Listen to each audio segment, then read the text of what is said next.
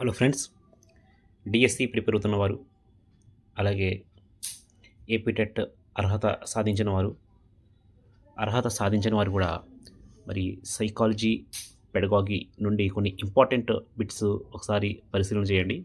చాలా important bits ఇందులో ఉన్నాయి. అయితే ఈ ఛానల్ లైక్ చేయండి, సబ్స్క్రైబ్ చేయండి. అనేకమైన వీడియోలు ఈ ఛానల్లో వస్తుంటాయి. సైకాలజీ, పెడగాగికి సంబంధించిన వీడియోస్ చూద్దాం. మొదటి బిట్టు: జాతీయ పాఠ్య ప్రణాళిక చట్టం రూపకల్పన, దాని అమలు సమీక్ష ఎవరి ఆధ్వర్యంలో జరగాలని జాతీయ విద్యా విధానం 1986లో ప్రతిపాదించారు? ఇది ఎన్సీఆర్టీ, యూజీసీ, ఎన్సిటిఈ, అలాగే ఎన్ఐఓఎస్ కాకుండా ఇది ఎన్సీఆర్టీ అవుతుంది. చూద్దాం. Yes, NCERT. మరి ఇది ఎందుకు అయింది అనేది ఒకసారి మనం ఎక్స్ప్రెషన్ చూసినట్లయితే వివరణ: జాతీయ పాఠ్య ప్రణాళిక చట్టం రూపకల్పన మరియు దాని అమలు సమీక్ష ఎన్సీఆర్టీ ఆధ్వర్యంలో జరగాలని జాతీయ విద్యా విధానం 1986లోనే ప్రతిపాదించింది. అందువల్ల మనకి ఎన్సీఆర్టీ అనేది సరైన జవాబుగా గుర్తించవలసిన అవసరం ఉంది. రెండో క్వశ్చన్ చూద్దాం. సెకండ్ క్వశ్చన్: వైయక్తిక భేదాలను నిర్ణయించే కారకాలు ఏవి? చూడండి, వైయక్తిక భేదాల్లో అనేక కారకాలు ఉన్నాయి. అది ప్రజ్ఞ ఉంది, అలాగే సహజ సామర్థ్యాలు, అలాగే వైఖరులు అన్నీ వస్తాయి ఇందులో. చూద్దాం అన్నీ. ఎస్, అన్నీ. దీని వివరణ చూసినట్లయితే ఒకసారి: వైయక్తిక భేదాలను నిర్ణయించే కారకాలు ప్రజ్ఞ, సహజ సామర్థ్యాలు మరియు వైఖరులు వంటివి ఒక వ్యక్తిని మరొక వ్యక్తి నుంచి వేరు చేస్తాయి. ఈ కారకాలన్నీ అనువంశికత మరియు పరిసరాల ప్రభావం వల్ల ఏర్పడతాయి. కాబట్టి అన్ని అనువంశిక సమాధానం సరైన సమాధానంగా ఎన్నుకోవాల్సిన అవసరం ఉంది. అలాగే థర్డ్ క్వశ్చన్ చూద్దాం. ప్రణాళిక బోధన పరిపుష్టి తర్వాత సూక్ష్మ బోధన వలయంలో వచ్చే సోపానం. చూడండి, ప్రణాళిక బోధన పరిపుష్టి తర్వాత మరి సూక్ష్మ బోధనలో వచ్చే సోపానం ఏంటి అన్నాడు. దాని ద్వారా అంటే మనకి పునఃప్రణాళిక వస్తుంది. మళ్ళీ మనం బోధన చేయవలసిన అవసరం కాబట్టి పునఃప్రణాళిక. రైట్? ఎస్, పునఃప్రణాళిక. దీని గురించి ఒకసారి వివరణ చూసినట్లయితే చూడండి, సూక్ష్మ బోధన అనేది ఉపాధ్యాయులకు ఒక ప్రత్యేకమైన నైపుణ్యాన్ని అభివృద్ధి చేయడానికి ఉపయోగపడే ఒక శిక్షణ ప్రక్రియ. దీనిలోని బోధన, పరిపుష్టి, ఫీడ్బ్యాక్ మరియు ప్రణాళిక అనేవి 3 ప్రధాన దశలు ఉంటాయి. ప్రణాళిక ప్రకారం బోధన తర్వాత విద్యార్థుల నుండి లేదా పర్యవేక్షకుడి నుండి లభించిన పరిపుష్టి విశ్లేషించి దాని ఆధారంగా తదుపరి బోధన కోసం పునఃప్రణాళిక చేసుకోవడం తదుపరి సోపానంగా ఉంటుంది. కాబట్టి మనం పునఃప్రణాళిక అనేది సరైన జవాబుగా ఎన్నుకోవాల్సిన అవసరం ఉంది. అలాగే ఫోర్త్ క్వశ్చన్ చూద్దాం. 1 కిలో దూది బరువా, ఇనుము బరువా అంటే దూది బరువు. దూది బరువే ఎక్కువ అని దశ. అయితే దూది ఎక్కువగా ఉంది కాబట్టి అదే బరువు అని చెప్పేటువంటి దశ కూడా ఒకటి ఉంది. అది పూర్వ ప్రచార దశ, అలాగే మూర్త ప్రచార దశ, మరి అమూర్త ప్రచార దశ, ఇంద్రియ చార దశ. ఇది పూర్వ ప్రచార దశలోనే వస్తాయి ఇటువంటి ఆలోచనలన్నీ కూడా. కాబట్టి పూర్వ ప్రచార దశ చూద్దాం. ఎస్, పూర్వ ప్రచార దశ. ఒకసారి మనం దీని గురించి వివరణ చూసినట్లయితే చూడండి, కిలో దూది బరువు లేదా ఇనుము బరువు అంటే బరువు అనేది అడిగినప్పుడు దూది బరువు ఎక్కువ అని చెప్పడం పూర్వ ప్రచార దశ లక్షణం. ఈ దశలో పిల్లలు బదిలిపరుచుకునే భావన ఉండదు. దూది ఎక్కువ స్థలాన్ని ఆక్రమిస్తుంది కాబట్టి ఇది ఇనుము కంటే బరువైనది అనుకుంటారు. ఈ ఆలోచన ఒకే అంశంపై దృష్టి పెట్టడం వల్ల వస్తుంది. రైట్? అయితే మన పూర్వ ప్రచార దశలో ఇటువంటి ఆలోచన వస్తాయి కాబట్టి మరి దీనికి సరైన జవాబు పూర్వ ప్రచార దశ బి అనేది సరైన జవాబుగా గుర్తించవలసిన అవసరం ఉంది. 5వ క్వశ్చన్ చూద్దాం. 5th క్వశ్చన్: అవసరాలకు అవకాశాలకు మధ్య సమతూకం లోపించినప్పుడు ఏర్పడేది. చూడండి, అవసరాలకు అలాగే అవకాశాలకు మధ్య సమతూకం లోపించినప్పుడు ఏర్పడేది సంఘర్షణ, విషమ యోజనం. ఇది విషమ యోజనం అవుతుందండి. చూడండి, అవసరాలకు అలాగే అవకాశాల మధ్య సమతూకంగా ఉండేదే విషమ యోజనం. చూద్దాం విషమ యోజనం రైట్ అనేది. ఎస్, విషమ యోజనం రైట్ ఆన్సర్. మరి ఇది వివరణ చూసుకున్నట్లయితే ఒకసారి: అవసరాలకు మరియు అవకాశాల మధ్య సమతూకం లోపించినప్పుడు విషమ యోజనం ఏర్పడుతుంది. ఒక వ్యక్తి తన అవసరాలకు తీర్చుకోవడానికి తగిన అవకాశాలు లేనప్పుడు అతడు పరిసరాలతో సర్దుబాటు చేసుకోలేడు. దీనివల్ల అతడిలో మానసిక ఒత్తిడి, అలాగే ఆందోళన వంటివి పెరుగుతాయి. కాబట్టి దీనికి సరైన జవాబు వచ్చేసి విషమ యోజనం. రైట్? తర్వాత 6వ క్వశ్చన్ చూద్దాం. Logical structure of logistic theory అనేటువంటి గ్రంథాన్ని ఎవరు రాశారు అంటే నోమ్ చోమ్స్కీ రాశారు. ఈ గ్రంథాన్ని లాజికల్ స్ట్రక్చర్ అనేటువంటి గ్రంథాన్ని నోమ్ చోమ్స్కీ రాశారు. చూద్దాం రైట్ రాంగ్ అనేది. Yes, right answer. మరి ఈ వివరణ సార్ చూసినట్లయితే లాజికల్ స్ట్రక్చర్ అనేది గ్రంథం నోమ్ చోమ్స్కీ రచించారు. ఈ గ్రంథంలో ఆయన భాషా నిర్మాణం గురించి వివరించారు. ఇది ముఖ్యంగా దీనికి ఉద్దేశం ఏంటంటే భాషా నిర్మాణం గురించి ఈ గ్రంథంలో అనేక విషయాలు చెప్పడం జరిగింది. కాబట్టి మరి లాజికల్ స్ట్రక్చర్ అనేది నోమ్ చోమ్స్కీ రాశారు. చాలా ఇంపార్టెంట్ బిట్ ఇది, నోట్ డౌన్ చేసుకోండి. 7వ క్వశ్చన్ చూద్దాం. ఫ్రెండ్స్, ఇటువంటి అనేక వీడియోస్ మీకు నోటిఫికేషన్ రూపంలో రావాలంటే ఈ యొక్క ఛానల్ని లైక్ చేయండి, సబ్స్క్రైబ్ చేయండి. చూడండి, 7వ క్వశ్చన్ చూద్దాం. ఒక ప్రత్యేక వృత్తిలో వ్యక్తి సాధనను గురించి ప్రోక్తీకరించడానికి ఆ వ్యక్తిలోని వేటిని మనం ఎక్కువగా తెలుసుకోవాలి. చూడండి, వ్యక్తిలోని ప్రత్యేక వృత్తిలో తన సాధన గురించి మనం తెలుసుకోవాలి అంటే మనం ఎక్కువగా తెలుసుకోవాల్సింది అభిరుచుల, సహజ సామర్థ్యమా, లేదా వైఖరులు, లేదా ఆత్మభావన అని 4 ఆప్షన్లు ఇవ్వడం జరిగింది. ఇందులోని సరైన జవాబు వచ్చేసి అతని యొక్క హ్మ్, అతని గురించి ఎక్కువ తెలుసుకోవాలంటే ముఖ్యంగా సహజ సామర్థ్యం. ఇది సహజ సామర్థ్యం అవుతుంది. బి అనేది చూద్దాం. ఎస్, బి సహజ సామర్థ్యం రైట్ ఆన్సర్. మరి వివరణ చూసుకున్నట్లయితే ఒకసారి చూడండి, ఒక ప్రత్యేక వృత్తిలో వ్యక్తి సాధనను అంచనా వేయడానికి సహజ సామర్థ్యం, యాప్టిట్యూడ్ యాప్టిట్యూడ్ అనేది గురించి ఎక్కువగా తెలుసుకోవాలి. సహజ సామర్థ్యం అంటే ఒక నిర్దిష్ట పనిని నేర్చుకోవడానికి లేదా చేయగలిగే సహజమైన సామర్థ్యం. ఒక వ్యక్తిలోని సహజ సామర్థ్యం ఎక్కువగా ఉంటే అతడు ఆ వృత్తిలో బాగా రాణించగలడని అంచనా వేయవచ్చు. కాబట్టి సహజ సామర్థ్యం అనేది సరైన జవాబుగా ఎంచుకోవలసిన అవసరం ఉంది. తర్వాత 8వ క్వశ్చన్ చూద్దాం. 8th క్వశ్చన్, మరి చూడండి, కింది వాటిలో తక్కువ ఆత్మశ్రయత ఉన్న పద్ధతి ఏది? తక్కువ ఆత్మశ్రయత పరిశ్రమ పద్ధతి ఇది పరిశీలన పద్ధతి అవ్వచ్చు. ఎక్కడ ఉంది? పరిశీలన పద్ధతి ఇది రైట్. ఎస్, పరిశీలన పద్ధతి సరైన జవాబు. మరి ఇది ఒకసారి వివరణ చూసినట్లయితే పరిశీలన పద్ధతి ఎందుకు అయిందనేది. పరిశీలన పద్ధతిలో వ్యక్తి ప్రవర్తనను నిజ జీవిత పరిస్థితుల్లో నేరుగా గమనిస్తారు. కాబట్టి కనిపించే ప్రవర్తనపై ఆధారపడుతుంది. కాబట్టి వ్యక్తిగత అభిప్రాయాలు తక్కువగా చేరతాయి. మరి అంతఃపరీక్షణ, ఇంటర్వ్యూ, కేస్ స్టడీలో పరిశోధకుల భావాలు ఎక్కువగా ప్రభావితం అవుతాయి. అందువల్ల తక్కువ ఆత్మశ్రయత ఉన్న పద్ధతి పరిశీలన పద్ధతి. కాబట్టి మరి పరిశీలన పద్ధతిలో తక్కువ ఆత్మశ్రయత ఉంటుంది కాబట్టి పరిశీలన పద్ధతి అనేది సరైన జవాబుగా సి అనేది ఎన్నుకోవాల్సిన అవసరం ఉంది. తర్వాత 9వ క్వశ్చన్ చూద్దాం. 9th క్వశ్చన్, వికాసానికి సంబంధించి ప్రతికూలమైన అంశం ఏది? వికాసానికి సంబంధించి ప్రతికూలమైన అంశం ఇక్కడ వికాసం ఒక దశలో ఆగిపోతుంది, కొన్ని ప్రత్యేక పరిస్థితుల్లో మాత్రం అభివృద్ధి చెందుతుంది, చూపుతుంది. చూడండి, వికాసం అనేది ఒక దశలో ఆగిపోతుంది, కానీ ప్రత్యేక పరిస్థితుల్లో మాత్రం అభివృద్ధి అవుతుంది. ఇది సరైన జవాబు అండి. వికాసం సంబంధించి ప్రతికూలమైనటువంటి అంశం అంటే బి. ఎస్, బి రాజీట్ ఆన్సర్. మరి దీనికి గురించి వివరణ చూసినట్లయితే ఒకసారి వివరణ ఎక్స్ప్లెనేషన్లో వికాసం ఒక దశలో ఆగిపోతుంది అనేది వికాసానికి సంబంధించిన ప్రతికూలమైన అంశం. వాస్తవానికి వికాసం అనేది నిరంతరం కొనసాగే ప్రక్రియ. ఇది ఒక నిర్దిష్ట దశలో ఆగిపోదు. పెరుగుదల మాత్రమే ఒక నిర్దిష్ట దశలో ఆగిపోతుంది. కాబట్టి మరి పెరుగుదల అనేది ఒక నిర్దిష్ట దశలో ఆగిపోతుంది, కానీ వికాసం అనేది అది ఎప్పుడు కూడా కొనసాగుతుంది. కాబట్టి ఇది బి అనేది సరైన జవాబుగా గుర్తించవలసిన అవసరం ఉంది. తర్వాత 10th క్వశ్చన్ చూద్దాం.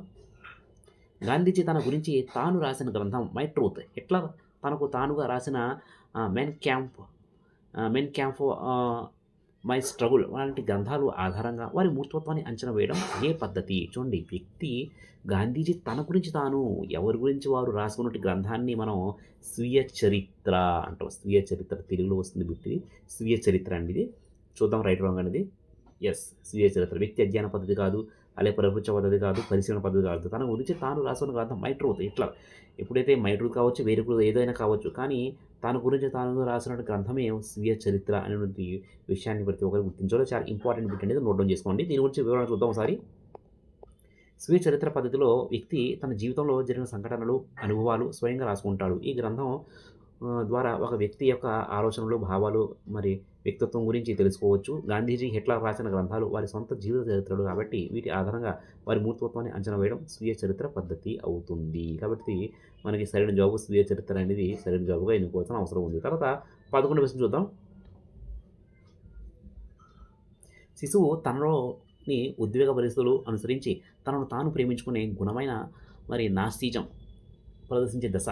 చూడండి, ఇక్కడ తనను తాను ప్రేమించుకునే గుణమైన నార్సిజంను ప్రదర్శించిన దశ అన్నది. అంటే ఇది శైశవ దశ, లేదా పూర్వ బాల్య దశ, లేదా ఉత్తర బాల్య దశ, లేదా కౌమార దశ. అంటే ఇది శైశవ దశలోనే ఎక్కువగా ఈ యొక్క గుణమైన ప్రదర్శించే దశ అనేది శైశవ దశలో ఉంటుంది. చూద్దాం రైట్. శైశవ దశ ఇది ఎందుకు శైశవ దశలో అయ్యింది అనేది ఒకసారి మనం వివరణ చూసినట్లయితే చూడండి, నార్సిజం అనేది శిశువు తనను తాను ప్రేమించుకునే తనకు మాత్రమే ప్రాధాన్యత ఇచ్చే లక్షణం. ఇది శైశవ దశలోని శిశువుల్లో కనిపిస్తుంది. ఈ దశ మరి శిశువు పూర్తిగా తన చుట్టూ ఉన్న ప్రపంచంతో సంబంధం లేకుండా తన అవసరాలు, ఆనందాలపై మాత్రమే దృష్టి పెడుతుంది. ఇది వారి ఉద్వేగ, మానసిక వికాసంలో ఒక సాధారణ భాగం. కాబట్టి శైశవ దశలోని మరి తనను తాను ప్రేమించుకున్నట్టు గుణమైన ప్రదర్శించే దశ. కాబట్టి ఏ ఆప్షన్ అనేది సరైన జాబ్గా ఎన్నుకోవాల్సిన అవసరం ఉంది రైట్. తర్వాత 12వ ప్రశ్న చూద్దాం. బుద్ధిమాంద్యులు ప్రవర్తనను అభివృద్ధి చేసే పద్ధతులు పద్ధతులకు చెందనిది ఏది? చూడండి, బుద్ధిమాంద్యుల ప్రవర్తనను అభివృద్ధి చేసే పద్ధతులకు చెందనిది అంటే ఇక్కడ ఆకృతీకరణం, క్రమీణ అస్తిత్వం లేదా సాధారణ బోధన, గొలుసు విధానం. మనకి ఇది సరైన జవాబు వచ్చేసి బుద్ధిమాంద్యుల ప్రవర్తనను అభివృద్ధి చేసే పద్ధతి సాధారణ బోధన. బుద్ధిమాంద్యులు ఎప్పుడు కూడా సాధారణ బోధనే సరైనటువంటి బోధన. కాబట్టి ది సి అనేది సరైన జవాబు అవ్వచ్చు. చూద్దాం. ఎస్, సరైన జవాబు సాధారణ బోధన. బుద్ధిమాంద్యుల ప్రవర్తనను అభివృద్ధి చేసే పద్ధతి అనేది సాధారణ బోధన. రైట్. ఇది ఒకసారి వివరణ చూద్దాం దీని గురించి. సాధారణ బోధన అనేది బుద్ధిమాంద్యుల ప్రవర్తనను అభివృద్ధి చేసే పద్ధతులకు చెందినది. బుద్ధిమాంద్యులకు ప్రత్యేక పద్ధతులు అవసరం. ఆకృతీకరణం, క్రమీణ అస్తిత్వం మరియు గొలుసు విధానం వంటివి వారికి ఉపయోగపడే ప్రత్యేక బోధనా పద్ధతులు. కాబట్టి సాధారణ బోధన అనేది సరైన జవాబుగా ఎన్నుకోవాల్సిన అవసరం ఉంది. తర్వాత 13 క్వశ్చన్ చూద్దాం. 13 క్వశ్చన్. ఏదైనా ఒక విద్యా విషయ అంశంపై తల్లిదండ్రులు, ఉపాధ్యాయులు, విద్యార్థుల అభిప్రాయాలు, వైఖరులు తెలుసుకోవడంలో సాధ్యపడేది. చూడండి, ఏదైనా ఒక విద్యా విషయంలో మరి తల్లిదండ్రులు, అలాగే ఉపాధ్యాయులు, విద్యార్థుల అభిప్రాయాలు తెలుసుకొని సాధ్యపడేది వ్యక్తి అధ్యయన పద్ధతి, లేదా సర్వే పద్ధతి, లేదా పరిశీలన పద్ధతి, లేదా ప్రయోగాత్మక పద్ధతి. 3 పద్ధతుల్లో మనకి సరైన జవాబు వచ్చేసి మరి సర్వే పద్ధతి అవ్వచ్చు, లేదా వ్యక్తి అధ్యయన పద్ధతి కూడా అవ్వచ్చు. ఈ రెండిట్లో మనకి సరైన జవాబు అయితే ఒకటి ఉంది. ఇది తన గురించి తాను తెలుసుకోవడం కాకుండా మరి వ్యక్తి గురించి కులంకుశంగా అంచనా వేసేది కేస్ స్టడీ, వ్యక్తి అధ్యయన పద్ధతి అవుతుంది. కానీ ఇది సర్వే పద్ధతి అవ్వచ్చు, ఎందుకంటే ఇక్కడ విద్యార్థుల అభిప్రాయాలు, వైఖరులు కూడా ఉన్నాయి కాబట్టి సర్వే పద్ధతి చూద్దాం. ఎస్, సర్వే పద్ధతి రైట్ అయింది. ఒకసారి దీని గురించి వివరణ చూసినట్లయితే, ఏదైనా ఒక విద్య విషయంలో అంశంపై తల్లిదండ్రులు, ఉపాధ్యాయులు మరియు విద్యార్థుల అభిప్రాయాలు, వైఖరులు తెలుసుకోవడంలో సర్వే పద్ధతి ఉపయోగపడుతుంది. సర్వే పద్ధతిలో ఒక పెద్ద సమూహం నుంచి సమాచారాన్ని సేకరించవచ్చు. కాబట్టి సర్వే పద్ధతి అనేది సరైన జవాబుగా ఎన్నుకోవాల్సిన అవసరం ఉంది. తర్వాత 14 క్వశ్చన్ చూద్దాం. 14th question. సరైన వాక్యాన్ని గుర్తించండి. చూడండి, కింది వారిలో సరైనటువంటి వాక్యాన్ని గుర్తించుకున్నాడు. సరైనటువంటి వాక్యం అనేది మనకి వికాసం ఒక సంకీర్ణ ప్రక్రియ. చూడండి, వికాసం అనేది ఒక సంకీర్ణ ప్రక్రియ. లేదా నడవడం, రాయడం లాంటి గుణాత్మకమైన మార్పులు పెరుగుదల అంటారు. లేదా వికాసాన్ని కొలవడం సులభం, లేదా వికాసం పెరుగుదలలో భాగంగా జరుగుతుంది. కానీ ఇది మనకి సరైన వాక్యం అయితే వికాసం ఒక సంకీర్ణ ప్రక్రియ. ఏ రైట్ అవుతుంది. చూద్దాం. ఎస్, వికాసం ఒక సంకీర్ణ ప్రక్రియ. మరి దీని గురించి వివరణ చూసినట్లయితే, వికాసం అనేది శారీరక, మానసిక, ఉద్వేగ, సాంఘిక మార్పుల సముదాయం. ఇది ఒక సంక్లిష్టమైన ప్రక్రియ. నడవడం, రాయడం వంటివి వికాసానికి చెందినవి, పెరుగుదలకు కాదు. వికాసాన్ని కొలవడం కష్టం. పెరుగుదల వికాసంలో ఒక భాగం. వికాసం పెరుగుదలలో భాగం కాదు. కాబట్టి సరైన వాక్యం మొదటిది సరైనటువంటి జవాబుగా గుర్తించవలసిన అవసరం ఉంది. కాబట్టి ఏ అనేది సరైనటువంటి జవాబు. తర్వాత 15 క్వశ్చన్ చూద్దాం. 15th question. దృష్టిలోపం ఉన్న వారు సాధారణ పాఠశాలలో అభ్యసిస్తున్నారు. అయితే వారికి ప్రత్యేక వనరులున్న గదిని ఏర్పాటు చేసి బోధించడం ఏ రకమైన విద్య? వారికి ప్రత్యేకమైన వనరులున్న గదిని ఏర్పాటు చేసి బోధించడం అనేది ప్రత్యేక విద్య, సమగ్ర విద్య, సహిత విద్య ఏది కాదు అనేటువంటి 15th క్వశ్చన్ చక్కటి ప్రశ్న అడిగాడు. ఇది చాలా ఇంపార్టెంట్ బిట్ అండి, ఇది నోట్ చేసుకోండి. మరి ఇక్కడ మనం ప్రత్యేక వనరులను ఏర్పాటు చేసి ఒక గదిని ఏర్పాటు చేసి బోధించేటువంటి విద్య ఏ విద్య అంటే సమగ్ర విద్య. చూద్దాం. ఎస్, సమగ్ర విద్య. మరి సమగ్ర విద్య అనేది సరైన జవాబు కాబట్టి ప్రత్యేక వనరులున్న గదిని ఏర్పాటు చేసి బోధించడం అనేది సమగ్ర విద్యలో వస్తుంది.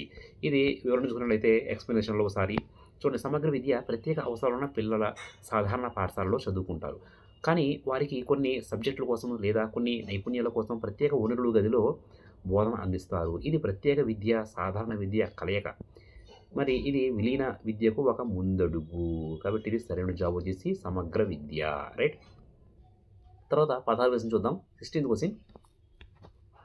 శీర్షిక పద్ధతి ఏ స్థాయి వారికి ఉపయోగపడుతుంది? చూడండి, శీర్షిక పద్ధతి అనేది ఏ స్థాయి వారికి ఉపయోగపడుతుంది అంటే మనకి పూర్వ ప్రాథమిక, ప్రాథమిక, ఉన్నత లేదా కళాశాల అనేది మనకి శీర్షిక పద్ధతి అనేది ఎక్కువగా ఉన్నత స్థాయి వారికి ఉపయోగపడుతుంది. రైట్. శీర్షిక చూద్దాం. ఎస్, ఉన్నత స్థాయి. ఇది ఎందుకు రైట్ అయింది అనేది ఒకసారి మనం వివరణ చూసినట్లయితే, శిక్షణ పద్ధతి ఉన్నత స్థాయి, హయ్యర్ లెవెల్ విద్యార్థులకు ఉపయోగపడుతుంది. ఈ పద్ధతిలో విద్యార్థులు పాఠ్యాంశాల్లోని ప్రధాన శీర్షికలు, ఉపశీర్షికలు ఆధారంగా విషయాన్ని అర్థం చేసుకోవడానికి, గుర్తించడానికి ప్రయత్నిస్తారు. ఇది విషయ అవగాహనకు, నిర్మాణాత్మక ఆలోచనకు పెంపొందిస్తుంది. కాబట్టి శీర్షిక పద్ధతి అనేది సరైన జవాబుగా గుర్తించవలసిన అవసరం ఉంది. రైట్. తర్వాత 17 క్వశ్చన్ చూద్దాం. 17th question. చూడండి, 302ను 32 అని చదివే గణితపరమైన అసామర్థ్యం. చూడండి, 302ను 32 అని చదివితే గణితపరమైన అసామర్థ్యం. ఇక్కడ మనం ముందే కొన్ని వీడియోస్‌లో చెప్పడం జరిగింది. డిస్ఫేసియా అంటే ఏంటి? డిస్కాల్కియా అంటే ఏంటి? అలాగే డిస్గ్రాఫియా అంటే డిస్లెక్సియా అంటే. ఇక్కడ మనకి డిస్ఫేసియా, డిస్కాల్కియా అనేది గణిత సంబంధమైనటువంటి ఆహ్, సామర్థ్యం కాబట్టి ఇది మనకి 17 ప్రశ్న అనేది డిస్లెక్సియా అవుతుంది. డిస్కాల్కియా, డిస్ డిస్గ్రాఫియా రాత సంబంధించింది. డిస్ఫేసియా మరి బో చూడండి డిస్లెక్సియా అవుతుంది. ఇది గణిత సంబంధమైనది కాబట్టి డిస్కాల్కియా కాదు. ఇది డిస్గ్రాఫియా కూడా కాదు. డిస్గ్రాఫియా లేదు. డిస్లెక్సియా అది రైట్ అవ్వచ్చు. డిస్ఫేసియా. యెస్. Dyslexia right. 302 32 అని చదివి గణితపరమైన అసామర్థ్యం అనేది డిస్లెక్సియా. డిస్లెక్సియా అనేది మరి సరైన జవాబు. దీని గురించి వివరణ చూద్దాం ఒకసారి. చూడండి 302ను 32 అని చదవడం అనేది పఠన వైకల్యానికి సంబంధించింది. అంటే డిస్లెక్సియా గణితపరమైన అసామర్థ్యం. మరి డిస్కాల్కియాలో లెక్కలు చేయడంలో సమస్యలుంటాయి. కానీ చదవడంలో కాదు. డిస్లెక్సియా ఉన్నవారు అక్షరాలు, సంఖ్యలు తప్పుగా చదువుతారు లేదా తిరిగి రాస్తారు. కాబట్టి మనకి సరైన జవాబు డిస్లెక్సియా అనేది గుర్తించాల్సిన అవసరం ఉంది. అలాగే 18 ప్రశ్న చూద్దాం. వెనుకబడిన విద్యార్థులకు సహాయాన్ని అందించడంలో ఉపాధ్యాయుడి పాత్ర. చూడండి వెనుకబడిన విద్యార్థులకు సహాయం చేయడం అనేది ఏ విధమైన పాత్ర అంటే ఇక్కడ మార్గదర్శకుడు, సలహాదారుడు, బోధకుడు, మిత్రుడు కాదు బోధకుడు, సలహాదారు, మార్గదర్శకుడు అవుతుంది. ఇది వెనుకబడిన విద్యార్థులకు సహాయాన్ని అందించడంలో ఉపాధ్యాయుడి పాత్ర అనేది మార్గదర్శకుడుగా ఉంటుంది. ఎస్ మార్గదర్శకుడు రైట్. మరి దీని గురించి వివరణ చూద్దాం. వెనుకబడిన విద్యార్థులకు సహాయాన్ని అందించడంలో ఉపాధ్యాయుడి పాత్ర మార్గదర్శకుడు విద్యార్థులకు సరైన మార్గాన్ని చూపించి వారి అసామర్థ్యాలను గుర్తించి వాటిని అభివృద్ధి చేసుకోవడానికి సహాయం చేస్తాడు. కాబట్టి మనకి సరైన జవాబు వచ్చేసి మార్గదర్శకుడు సరైన జవాబు. తర్వాత 19th క్వశ్చన్ చూద్దాం. ఆర్మీ ఆల్ఫా పరీక్షలకు చెందని అంశం ఏది? ఆర్మీ ఆల్ఫా పరీక్షకు చెందని అంశం ఏది? అంటే సామూహిక పరీక్ష, శాబ్దిక పరీక్ష లేదా శక్తి పరీక్ష లేదా పేపర్ పెన్సిల్ పరీక్ష. చూడండి ఆర్మీ ఆల్ఫా పరీక్షలకు చెందని అంశం అనేది శక్తి పరీక్ష అవుతుంది. చూద్దాం. ఎస్ శక్తి పరీక్ష. ఆర్మీ ఆల్ఫా పరీక్ష చెందిన అంశం శక్తి పరీక్ష. దీని గురించి వివరణ చూద్దాం ఒకసారి మనం. శక్తి పరీక్ష అనేది ఆర్మీ ఆల్ఫా పరీక్షకు చెందని అంశం. ఆర్మీ ఆల్ఫా పరీక్ష ఒక వేగ పరీక్ష, స్పీడ్ టెస్ట్. శక్తి పరీక్ష కాదు. శక్తి పరీక్షలో సమయ పరిమితి ఉండదు. కానీ ఆర్మీ ఆల్ఫా పరీక్షలో ఉంటుంది. కాబట్టి మనకి శక్తి పరీక్షను సరైన జవాబుగా ఎన్నుకోవాల్సిన అవసరం ఉంది. 20 క్వశ్చన్ చూద్దాం. 20th question. మరి విజయ హఫీజా ఇంట్లో భోజనం చేసి పళ్ళెంను బస్సు స్టీరింగ్గా భావించి గిరగిరా తిప్పుతూ శబ్దం చేస్తూ ఆడుకుంటున్నారు. అయితే వారు పియాజే ప్రకారం ఏ దశకు చెందినవారు? చూడండి హఫీజా ఇంట్లో భోజనం చేసి పళ్ళెంను ఒక స్టీరింగ్ లాగా తిప్పుతుంటే అది పియాజే ప్రకారం ఏ దశకు చెందుతుంది? మూర్త ప్రచాలక, ఇంద్రచాలక లేదా పూర్వ ప్రచాలక, అమూర్త ప్రచాలక అని 4 ఆప్షన్ ఇచ్చాడు. సరైన జవాబు వచ్చేసి మనకి ఇందులో మూర్త ప్రచాలక అవ్వచ్చు, పూర్వ ప్రచాలక అవ్వచ్చు. కానీ ఇందులోని సరైన జవాబు వచ్చేసి పూర్వ ప్రచాలక ఎక్కువ అవకాశం ఉంది. పూర్వ ప్రచాలక చూద్దాం. ఎస్ పూర్వ ప్రచాలక దశ. పూర్వ ప్రచాలక దశ అనేది సరైన జవాబు. ఒకసారి వివరణ చూద్దాం. చూడండి విజయ మరియు హఫీజా భోజనం చేసి పళ్ళాన్ని బస్సు స్టీరింగ్గా భావించి ఆడుకోవడం అనేది ప్రతిభాత్మక ఆలోచన. మరి ఈ లక్షణం పియాజే ప్రకారం పూర్వ ప్రచారక దశలో కనిపిస్తుంది. ఈ దశలో పిల్లలు మానసిక ప్రతిబింబాలను లేదా చిహ్నాలను ఉపయోగించి ఒక వస్తువును మరొక దాని స్థానంలో ఊహించగలుగుతారు. కాబట్టి మనకి సరైన జవాబు వచ్చేసి సి అనేది సరైనటువంటి జవాబు. మరి 21 ప్రశ్న చూద్దాం. మోహిత్ అనే 2వ తరగతి బాలుడు 2వ తరగతి పూర్తి చేసుకుని 3వ తరగతిలో ప్రవేశించాడు. అయితే జూలైలో అతని తండ్రి స్నేహితుడు ఆ విద్యార్థిని నువ్వు ఎన్నో తరగతి అని అడిగితే బాలుడు ఉన్నట్టుండి 2వ తరగతి అని చెప్పాడు.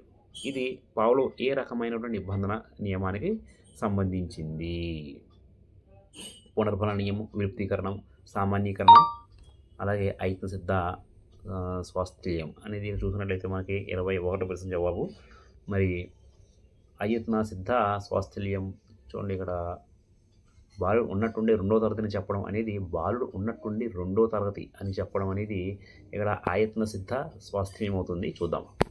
ఎస్ ఆయత్న సిద్ధ స్వాస్థల్యం అనేది సరైన జవాబు. ఒకసారి వివరణ చూసినట్లయితే మోహిత్ 2వ తరగతి పూర్తి చేసుకున్న తర్వాత 2వ తరగతి అని చెప్పడం, 2వ తరగతి పూర్తి చేసుకున్న తర్వాత కూడా 2వ తరగతి అని చెప్పడం అనేది ఆయత్న సిద్ధ స్వాస్థ్యం. ఇది విలుప్తీకరణం తర్వాత ఒక నిబంధిత ప్రతిస్పందన మళ్ళీ అకస్మాత్తుగా కనిపించడం అనేది ఆత్మసిద్ధ స్వాస్థ్యమే వస్తుంది. కాబట్టి డి ఆన్సర్ అనేది సరైనటువంటి జవాబు. ఒక తరగతి పూర్తయిన తర్వాత మళ్ళీ అదే తరగతి చదువుతున్నాను అని చెప్పడం అనేది ఆత్మసిద్ధ స్వాస్థ్యం. ఇది ఇంపార్టెంట్ బిట్ అని నోట్ డౌన్ చేసుకోండి. తర్వాత ప్రశ్న, ఒక రంగంలో రాణించలేని వ్యక్తి మరో రంగంలో గుర్తింపు పొంది అహాన్ని సంతృప్తిపరచుకోవడం అనేది ఒక రంగంలో రాణించలేని వ్యక్తి మరో రంగంలో గుర్తింపు పొంది అహాన్ని సంతృప్తిపరచుకోవడం అనేది ప్రాయశ్చిత్తం, హేతుకీకరణం, అలాగే పరిహారం, దమనం. ఇది ఎక్కువగా హేతుకరణం అవ్వచ్చు, హేతుకీకరణం లేదా పరిహారం అవుతుంది. హేతుకరణం అంటే తను తాను సంపాదించుకోవడం, అది రాంగ్ అవుతుంది. పరిహారం అనేది సరైన జవాబు. చూద్దాం ఇది. ఎస్, పరిహారం. ఒక రంగంలో రాణించని వ్యక్తి మరో రంగంలో గుర్తింపు పొంది అహాన్ని సంతృప్తిపరచుకోవడం అనేది పరిహారం అవుతుంది. ఇది కూడా ఇటువంటి బిట్టు ఒక వీడియోలో వచ్చిందండి. ఇది చాలా ఇంపార్టెంట్ బిట్, ఇది రిపీట్ అవుతుంది కాబట్టి నోట్ డౌన్ చేసుకోండి. ఇది కూడా దీని గురించి ఒకసారి వివరణ చూసినట్లయితే, ఒక రంగంలో రాణించని వ్యక్తి మరో రంగంలో గుర్తింపు పొంది అహాన్ని సంతృప్తిపరచుకోవడం అనేది పరిహారం అనే రక్షకతంత్రం. ఈ రక్షకతంత్రంలో ఒక వ్యక్తి ఒక రంగంలో వైఫల్యం చెందినప్పుడు మరొక రంగంలో విజయం సాధించడం ద్వారా తనలో కలిగే బాధను తగ్గించుకుంటాడు. నల్లపిల్ల అనేటువంటి అందరూ వెక్కిరించిన తర్వాత తను ఒక ఉద్యోగంలో చేరి ఉద్యోగం సంపాదించుకోవడం తర్వాత దాన్ని స్థానంలో మరి తాను ఉద్యోగం సంపాదించిన తర్వాత అందరూ కూడా ఆవిడని మెచ్చుకోవడం అనేది పరిహారం వస్తుంది. ఇది కూడా నేను ఒకసారి రిపీట్ అయినటువంటి బిట్ ఇది, కాబట్టి చాలా ఇంపార్టెంట్ బిట్ అనేది నోట్ డౌన్ చేసుకోండి. 23వ ప్రశ్న చూద్దాం. శిశువు ఇంద్రియాలకు చలన ప్రవర్తనకు మధ్య సంబంధాన్ని తెలుసుకోవడానికి ఆసక్తి చూపే దశ ఏది? చూడండి, శిశువు ఇంద్రియాలకు చలన ప్రవర్తనకు మధ్య సంబంధాన్ని తెలుసుకోవడానికి ఆసక్తి చూపే దశ ఇంద్రియాల దశ, పూర్వ ప్రచాలక దశ, మూర్త ప్రచాలక దశ, అమూర్త ప్రచాలక దశ. మరి 23ది అనేది ఇంద్రియ చాలక దశ. ఇక్కడ చలన ప్రవర్తనకు మధ్య సంబంధాన్ని తెలుసుకోవడానికి ఆసక్తి చూపే దశ అనేది ఇంద్రియ చాలక దశలోనే ఎక్కువ జరుగుతుంది. కాబట్టి ఏ అనేది చూద్దాం. ఏ సరైన జవాబు ఇంద్రియ చాలక దశ.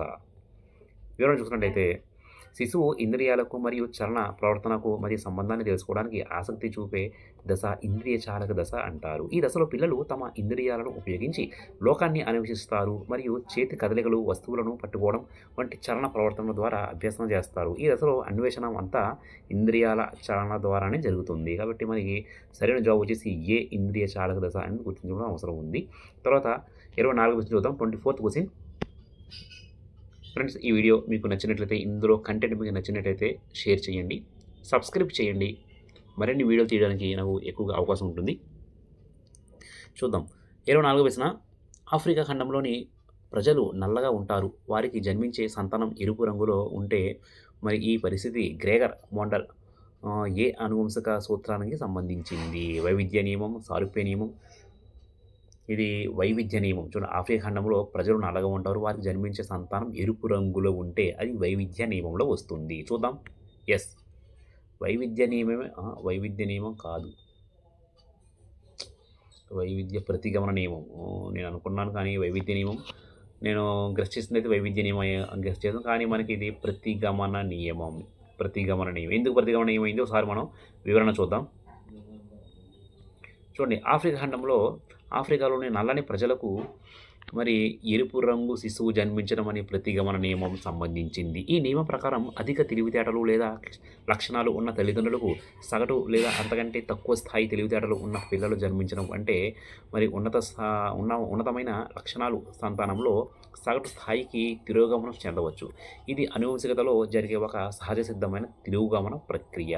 రైట్, ఇది చెప్పినట్లయితే తెలివితేటలు ఉన్న పిల్లలు జన్మించడం అనేది ఉన్నతమైన లక్షణాలు సంతానం తిరోగమనం చెందవచ్చు. కాబట్టి ఇది ప్రతిగమనంలో వస్తుంది. సరైన జవాబు ప్రతిగమనం. సి అనేది సరైన జవాబుగా ఎన్నుకోవాల్సిన అవసరం ఉంది. రైట్, ఏ అనేది రాంగ్ ఆన్సర్. తర్వాత 25th క్వశ్చన్ చూద్దాం. ఉపాధ్యాయుడు తన బోధనలో ఏ నియమం పాటించకూడదు? చూడండి, ఉపాధ్యాయుడు తన బోధనలో ఒక నియమాన్ని పాటించకూడదు. ఏంటది? మూర్త నుంచి అమూర్త, అమూర్త నుంచి మూర్త, అమూర్త నుంచి మూర్త అనేది పాటించకూడదు. ఇది రాంగ్. ఇది చూద్దాం, రైట్ రాంగ్. ఎస్, ఒకసారి వివరణ చూద్దామండి. ఉపాధ్యాయుడు తన బోధనలో అమూర్త నుంచి మూర్త అనే నియమం పాటించకూడదు. అమూర్త భావనలను నేర్పేటప్పుడు మొదట మూర్త వస్తువులను ఉపయోగించి బోధించాలి. కాబట్టి అమూర్త నుంచి మూర్త అనేది మరి సరైన జవాబుగా గుర్తించవలసిన అవసరం ఉంది. తర్వాత 26 కొంచెం చూద్దాం. 26వ ప్రశ్న. కుంఠనం అనేది, చూడండి, కుంఠనం అనేది మానసిక ఉద్రేక పరిస్థితి, శారీరక ఉద్రేక పరిస్థితి, ఉద్వేగ అన్నీ. కానీ ఇక్కడ కుంటనం అనేది మానసిక ఉద్రిక్తత పరిస్థితినే ఏర్పడుతుంది. రైట్ చూద్దాం ఏ అనేది రైట్ ఆన్సర్ మానసిక ఉద్రిక్త పరిస్థితి. ఒకసారి వివరణ చూసినట్లయితే వివరణ కుంటనం అనేది మానసిక ఉద్రిక్త పరిస్థితి. ఒక వ్యక్తి ఏదైనా లక్ష్యాన్ని చేరుకోలేనప్పుడు అతనిలో కుంటనం ఏర్పడుతుంది. ఇది కోపం, నిరాశ, అసహనం వంటి మానసిక మరియు ఉద్వేగ భావాలకు దారితీస్తుంది. కాబట్టి మరి ఏ అనేది సరైన జవాబుగా గుర్తించవలసిన అవసరం ఉంది. రైట్ తర్వాత 27th క్వశ్చన్ ప్రాజెక్ట్ పద్ధతిని బోధనా పద్ధతిగా రూపొందించిన వారు ఎవరు? ప్రాజెక్ట్ పద్ధతిని బోధనా పద్ధతిగా రూపొందించిన వారు కిల్పాట్రిక్ లేదా ఫ్రోబెల్ లేదా జాన్డ్యూయి లేదా స్టిఫెనన్స్. అయితే మనకి సరైన జవాబు వచ్చేసి ప్రాజెక్ట్ పద్ధతిని బోధనా పద్ధతిగా రూపొందించిన వారు కిల్పాట్రిక్. ఏ అనేది సరైన జవాబుగా గుర్తించడం అవసరం ఉంది.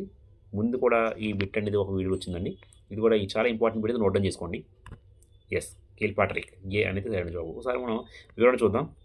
జాన్డ్యూయి శిష్యుడైన కిల్పాట్రిక్ ప్రాజెక్ట్ పద్ధతిని ఒక అధికారిక బోధనా పద్ధతిగా రూపొందించారు.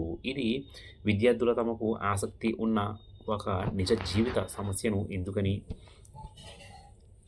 ఎంచుకొని దానిని స్వతంత్రంగా పరిష్కరించే ప్రక్రియగా చెప్పారు. కాబట్టి మనకి కిల్పాట్రిక్ అనేది సరైన జవాబుగా ఎన్నుకోవాల్సిన అవసరం ఉంది. తర్వాత 28వ క్వశ్చన్ చూద్దాం. 28th క్వశ్చన్ వ్యక్తుల భౌతిక భేదాలే కాకుండా మానసిక భేదాలను కూడా గుర్తించి వారికి అనుగుణంగా బోధనా వ్యవస్థ ఉండాలని రూసో పేర్కొన్న గ్రంథం ఏది? On memory, democracy and education, abilities of men. Emile అవ్వచ్చండి. ఎమిలీ రూసో గ్రంథం కాబట్టి ఇది ఎమిలీ అనేది సరైన జవాబు. ఎమిలీ చూద్దాం. Yes Emile. మరి వ్యక్తుల భౌతిక భేదాలే కాకుండా మానసిక భేదాలు కూడా గుర్తించి వారికి అనుగుణంగా బోధన ఉండాలని పేర్కొన్న గ్రంథమే ఎమిలీ. వివరణ చూసినట్లయితే ఎమిలీ అనే గ్రంథంలో రూసో వ్యక్తుల భౌతిక భేదాలు కాకుండా మానసిక భేదాలు కూడా గుర్తించి వారికి అనుగుణంగా బోధన వ్యవస్థ ఉండాలని పేర్కొంది ఎమిలీ. రైట్ సి అనేది సరైన జవాబు గుర్తించవలసిన అవసరం ఉంది. తర్వాత 29th క్వశ్చన్ చూద్దాం. రాజు అనే విద్యార్థి సమాధాన పత్రాన్ని 4 ఉపాధ్యాయులు దిద్దేటప్పుడు ఆ విద్యార్థికి 50 మార్కులే వచ్చాయి. ఆ విద్యార్థికి ఇచ్చిన ప్రశ్నపత్రాలు ఉన్న లక్షణం ఏంటి? వ్యక్తి నిష్ఠత, వస్తునిష్ఠత లేదా సప్రమాణత, విశ్వసనీయత అనేది చూసినట్లయితే మనకి బి అంటే వస్తునిష్ఠత అవుతుంది. 50 మార్కులు ఇద్దరు ఉపాధ్యాయులు దిద్దినప్పటికీ 50 మార్కులు రావడం అనేది వస్తునిష్ఠతలోకి వస్తుంది. బి చూద్దాం. Yes B.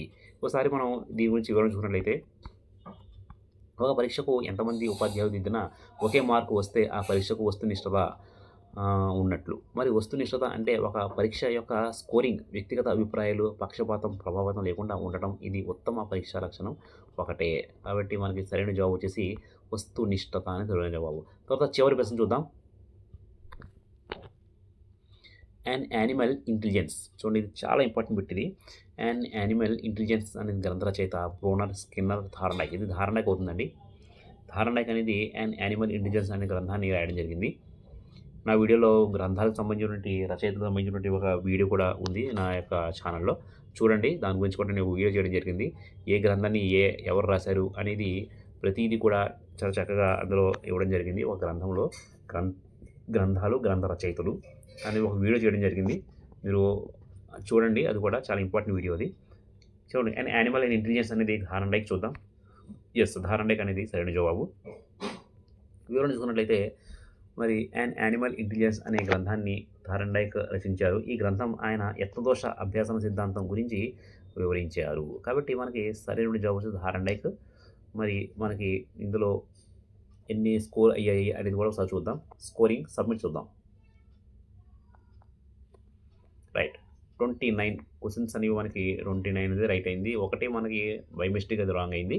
మరి ఇటువంటి అనేకమైనటువంటి వీడియోస్ మీకు నోటిఫికేషన్ రావాలంటే మరి నా యొక్క ఛానల్ని సబ్స్క్రైబ్ చేయండి, లైక్ చేయండి. Thank you watching this video. Thank you one and all.